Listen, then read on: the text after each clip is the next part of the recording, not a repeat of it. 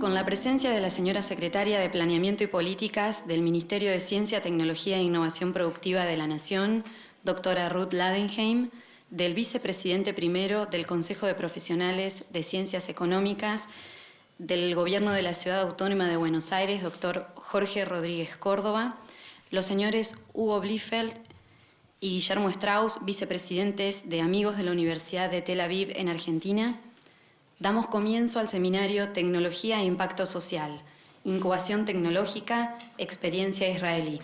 A continuación hará uso de la palabra la señora Secretaria de Planeamiento y Políticas del Ministerio de Ciencia, Tecnología e Innovación Productiva de la Nación, doctora Ruth Ladenheim. Ustedes saben que el Ministerio de Ciencia, Tecnología e Innovación Productiva fue creado por decisión de la Presidenta con el objeto de situar el conocimiento como motor del desarrollo económico y social de nuestro país. El primer desafío que nos planteamos desde la creación del Ministerio es aumentar la intensidad tecnológica de lo que producimos y de lo que exportamos. Y esto es muy importante porque es necesario que el país invierta, por supuesto, en ciencia y tecnología para lograr ese propósito.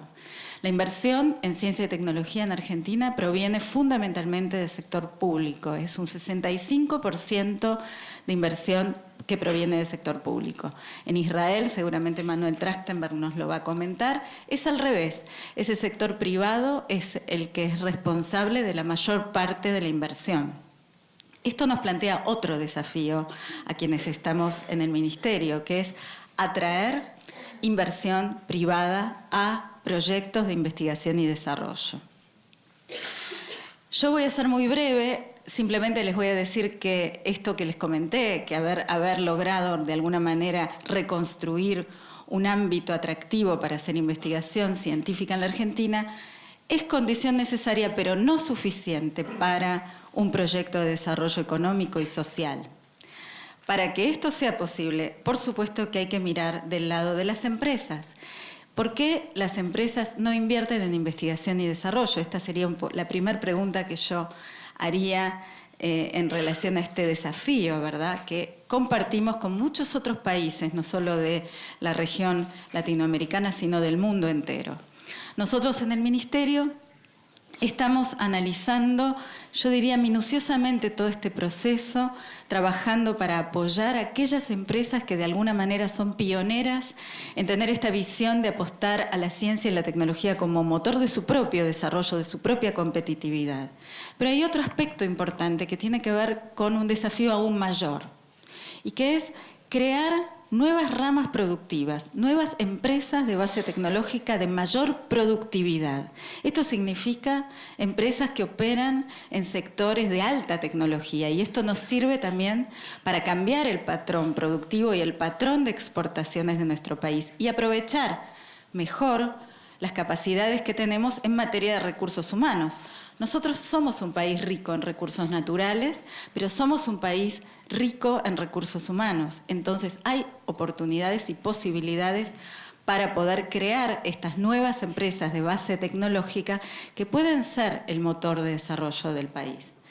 Ahora voy a pasar a presentar a nuestro invitado, el doctor Manuel Trachtenberg, que acaba de ser designado como director del Sistema Nacional de Educación Superior en Israel, después de haber prestado servicios como director del Consejo Económico Nacional para la Oficina del Primer Ministro de Israel y asesor económico principal del Primer Ministro entre 2006 y 2009.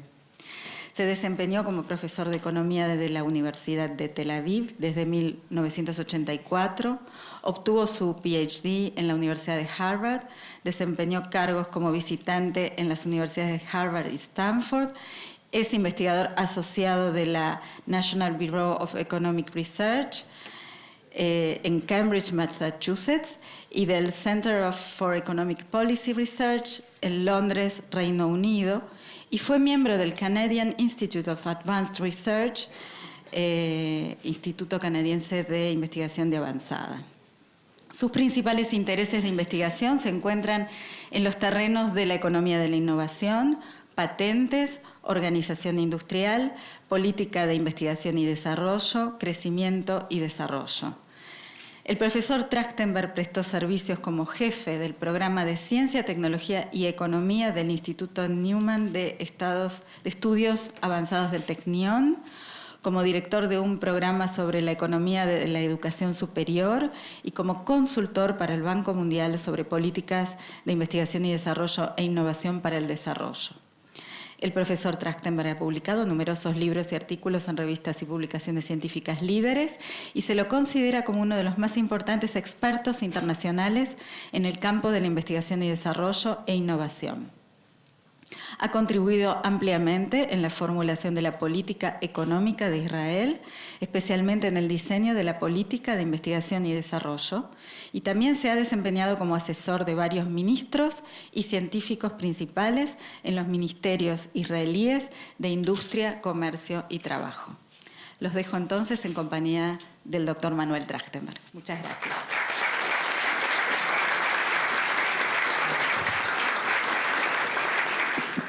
Buenos días a todos.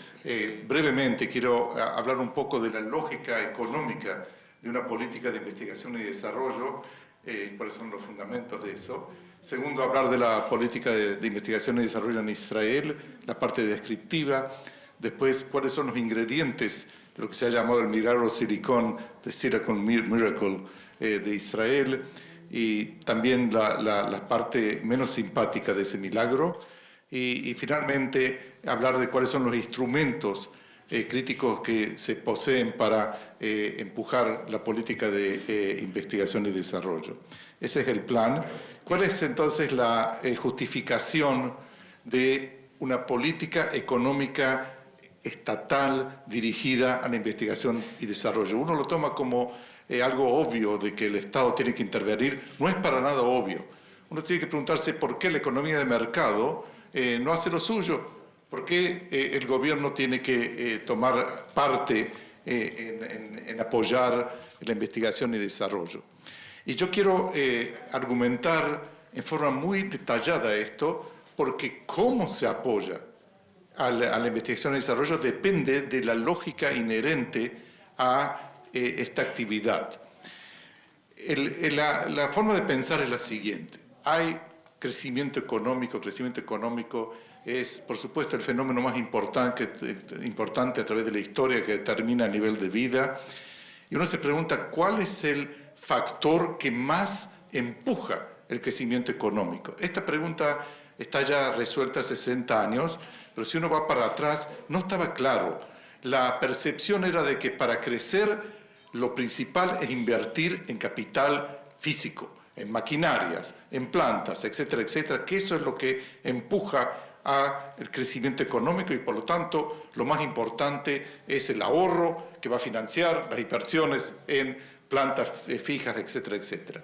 Todo esto cambió la percepción esta con la investigación famosa de Robert Solow, que recibió el premio Nobel, que en el año 57, en un estudio empírico, descubrió, y es realmente un descubrimiento, de que la mayor parte del crecimiento económico de los países avanzados desde el siglo XIX en adelante ha sido dado no por la inversión física de capitales, sino por lo que se llama Total Factor Productivity, la productividad total de la economía.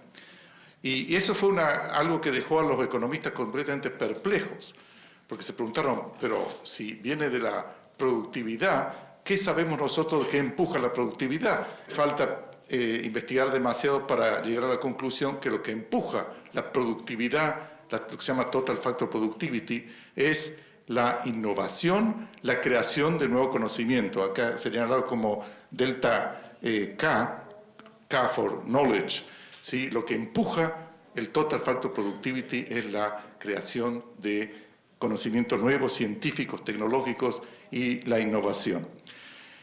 Y al respecto, cuando uno se pregunta, ok, ¿y qué pasa en el proceso de crear conocimiento nuevo? ¿Qué pasa en el proceso innovativo? La respuesta más contundente la dio Kenneth Arrow, también Premio Nobel de Economía, que describió el fenómeno de spillovers, de qué es lo que son spillovers. Cuando uno hace investigación en mi laboratorio, sea en una universidad o en una empresa privada, lo que yo hago beneficia a otros en muchas formas. Las ideas se transmiten, yo atiendo un seminario, veo una patente, veo un nuevo producto, me da ideas para desarrollar más allá esa innovación, etcétera, etcétera. O alguien trabaja en una empresa, adquiere conocimiento, se va a otra empresa y transmite ese conocimiento a otros. Dado de que eso ocurre, dado de que hay spillovers, de que hay beneficios que van a otros, que vos, el innovador, no lo podés capturar, no lo podés apropiar, eso significa, la lógica económica dice, de que los beneficios sociales del proceso innovativo son mucho más grandes que los beneficios privados del innovador. Aparte de eso, hay un problema de lo que se llama asimetría informativa entre el innovador y el que te va a financiar. Vos sabés lo que querés hacer y tenés una idea en tu cabeza como innovador. El que te va a financiar no sabe lo que vos tenés en tu cabeza. Vos se lo puedes describir, pero a lo mejor le estás vendiendo algo que no es cierto. Es muy difícil comprobar. Si se trata de una inversión en maquinaria, bueno, vos le decís, compro tal máquina, cuesta tanto, el inversor sabe a qué atenerse. Cuando yo te explico una idea que puede parecer absurda, ¿cómo sé que vos sos serio?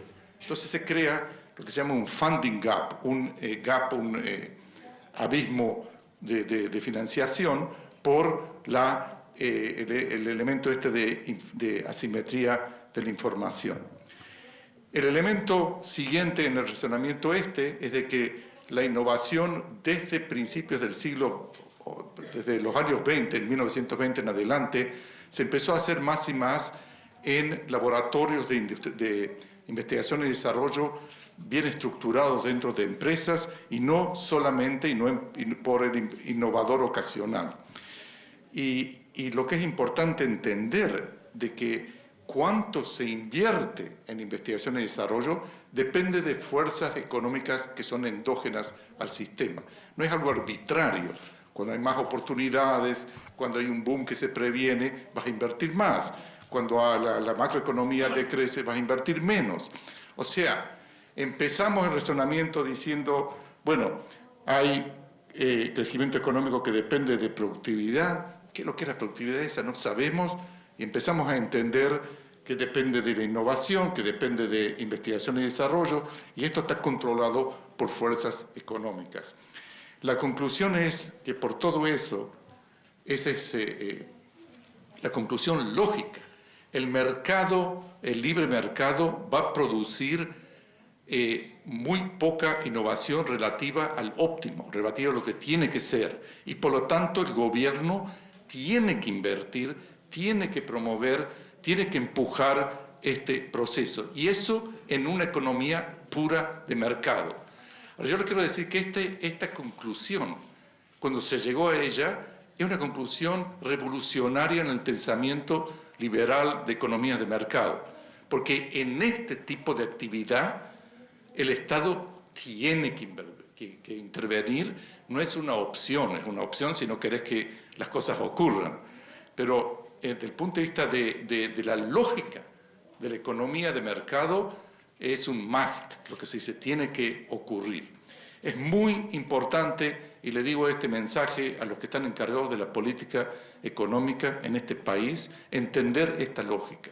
Lo segundo que quiero destacar es de que el concepto de innovación que uno generalmente posee es un concepto muy angosto, muy limitado, y que innovación es mucho más de lo que uno piensa. Generalmente uno piensa en innovación en términos de gadgets, en términos de cosas que vos podés ver y decir, wow, esto hace algo que antes no conocía. Y tengo un iPhone en mi bolsillo y me comunico con email, y etcétera, etcétera. Eso es innovación, es algo palpable, tangible, y uno piensa en los últimos 15 años de que innovación está completamente tomada por lo que se llama Information and Communication Technologies, porque son las más visibles, son las que más nos afectan tal vez como innovación en la vida diaria. Pero en realidad innovación es algo mucho más amplio que eso. Incluye, por supuesto, innovación de procesos y no solamente de productos. Lo que pasa es que innovación de procesos no es algo que vos lo ves. Eso ocurre en las empresas, ocurre no a la vista del público general. Y también innovación incluye lo que se dice cambios organizacionales, cómo funcionan las empresas, cómo, por ejemplo, si tenés un proceso productivo de que hay una serie de tasks, de tareas que tenés que realizar, la secuencia de esas tareas, puede ser, el cambio de secuencia puede ser innovación, cambios de transporte, la logística, eso es innovación, etcétera, etcétera, etcétera.